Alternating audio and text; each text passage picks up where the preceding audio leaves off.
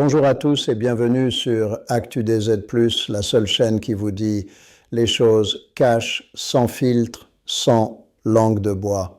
Aujourd'hui, on attaque direct dans le dur parce que ce qui vient de se passer est monumental, historique et franchement terrifiant. Donald Trump, le 47e président des États-Unis, vient de balancer un ultimatum choc au Mexique. Oui, ultimatum. Pas une petite menace en l'air, non. Une déclaration explosive. Il accuse carrément les cartels de drogue de diriger le pays. Et il va plus loin, beaucoup plus loin. Écoutez bien ces mots prononcés hier sur Fox. We are going to start now hitting land with regard to the cartels.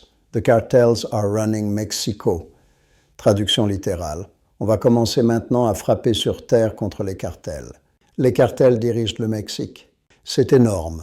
On parle d'opérations militaires terrestres américaines sur le sol mexicain, des forces spéciales US, Delta Force, Navy SEALs, Green Berets qui entrent au Mexique pour traquer, capturer ou neutraliser les chefs des cartels. Imaginez Black Hawks qui survolent le désert de Sonora au coucher du soleil, commandos qui débarquent de nuit sur des ranchs fortifiés, raids éclairs sur les laboratoires clandestins de fentanyl, arrestations musclées de El Mencho, Los Chapitos et compagnie. C'est du jamais vu depuis l'invasion du Panama en 1989. Et ce n'est pas du vent, ça arrive pile après l'opération Choc au Venezuela. Les forces américaines ont capturé Nicolás Maduro dans son palais présidentiel à Caracas. Maduro est maintenant à New York, menotté, inculpé pour narcoterrorisme, trafic de cocaïne à grande échelle et corruption massive. Trump a lâché. Le Venezuela est sous contrôle américain désormais. Et bim, il enchaîne sur le Mexique. C'est la nouvelle doctrine Monroe version Trump, qu'il appelle lui-même la Donroe Doctrine. L'hémisphère occidental, c'est sa zone, point final. Pourquoi cette accélération brutale? La réponse est simple et tragique, le fentanyl.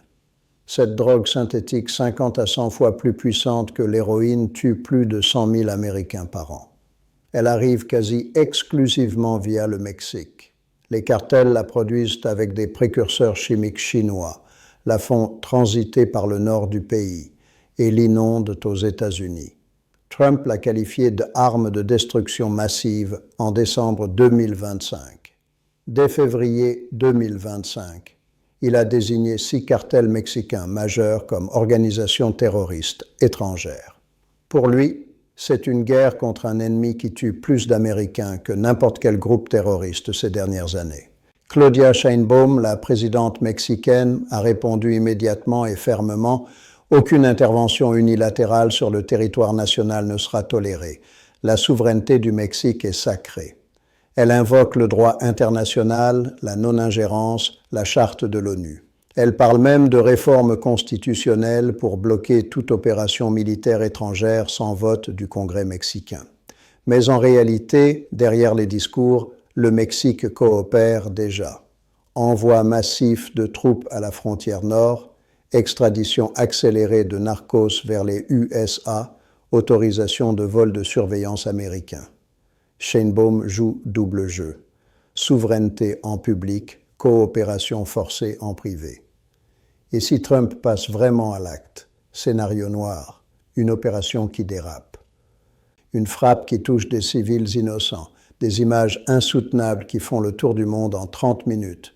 Le Mexique explose, manifestations géantes à Mexico, Guadalajara, Monterrey, Tijuana. Le gouvernement Sheinbaum vacille, voire tombe.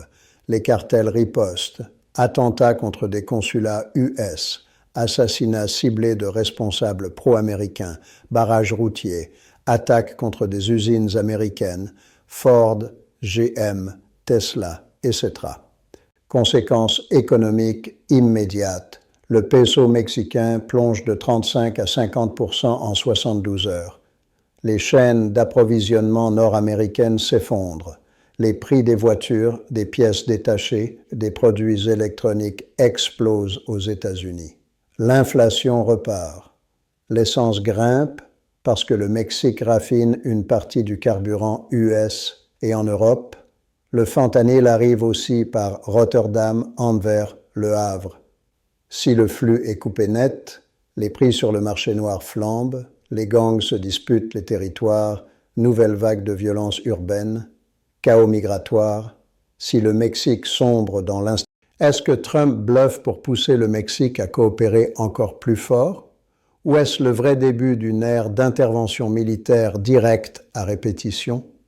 Une seule certitude, on est au bord du chaos mondial total. Et vous, vous en pensez quoi?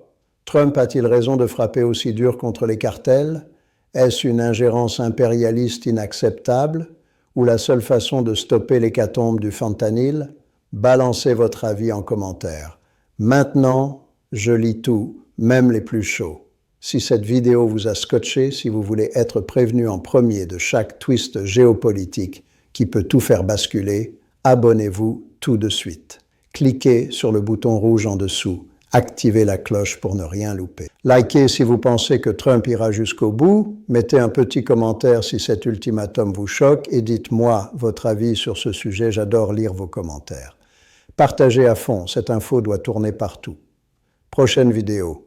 Trump contre Iran, la guerre qui arrive vraiment. Restez branchés. Merci d'être allés jusqu'au bout, vous êtes les boss. À très vite, restez vigilants. Peace.